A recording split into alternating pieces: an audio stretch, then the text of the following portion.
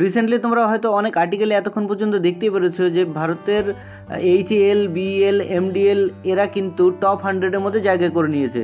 তো এদের সম্পর্কে আমি আলোচনা করব। তার আগে ওয়েলকাম টু ন্যাশনাল অ্যাফেয়ার্স সবাইকে। আশা করি তোমরা সবাই খুব ভালো আছো, সুস্থ সবলও আছো। তো টপিকে যাওয়ার আগে তোমাদের কাছে যথারীতি জিজ্ঞেস করবো একটা question, which of the following has launch a Nari Shakti Bachat Khata Yojana? Bank of India, SBI, bank of Baroda নাকি আরবিআই? তোমরা কমেন্ট সেকশনের উত্তরটা করো, এর উত্তরটা আমি ভিডিও শেষে অবশ্য দিয়েই দেবো।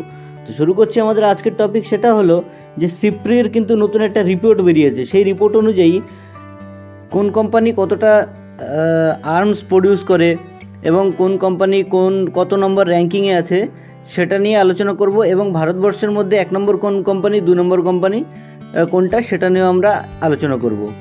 তো আমরা প্রথমে যদি ওয়ার্ল্ড লেভেলে যাই তখন আমরা সেখানে দেখতে পাচ্ছি যে আমেরিকা যুক্তরাষ্ট্রের লকহিড মার্টিন কোম্পানি, যেটা কিনা 1 নম্বরে রয়েছে, বিশ্বের টপ কোম্পানি, যে কিনা সবচেয়ে বেশি হাতিয়ার সাপ্লাই করে। এবং ভারত এই যে র্যাঙ্কিং, এই র্যাঙ্কিং টপ 100-এর র্যাঙ্কিং, এই টপ 100-এর র্যাঙ্কিংয়ের মধ্যে কিন্তু ভারতের 3টে কোম্পানি আছে, যেটা এইচএএল, হিন্দুস্তান অ্যারোনটিক্যাল লিমিটেড, এদের যে র্যাঙ্ক ওয়ার্ল্ড লেভেলে সেটা হচ্ছে 41, এবং ভেল সেকেন্ড পজিশনে ইন্ডিয়ার, এবং তৃতীয় স্থানে আছে মাঝগাঁও ডক লিমিটেড।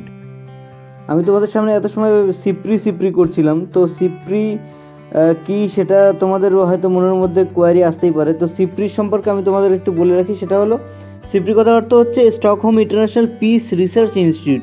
এর স্থাপনা 1966 সালে, হেডকোয়ার্টার হলো স্টকহোম, সুইডেনে অবস্থিত। তো এবার আমরা চলে আসবো আমাদের কোশ্চেনটাতে। কোশ্চেনটা ছিল, which of the following has launched a Nari Shakti Bachat Khata যোজনা? তো এখানে সঠিক উত্তর হচ্ছে bank of India. Option A is the correct answer. আশা করছি তোমরা এই টপিকটা নিয়ে বুঝতে পেরেছো এবং টপিকটা তোমাদের ইনফরমেটিভ লেগেছে। সঙ্গে থাকো এভাবেই, আর এভাবেই সাপোর্ট করতে থাকো। সামনে তোমাদের সাথে কোনো একটা ইম্পর্টেন্ট টপিক নিয়ে আমি আবার আসবো। ততক্ষণ পর্যন্ত বাই।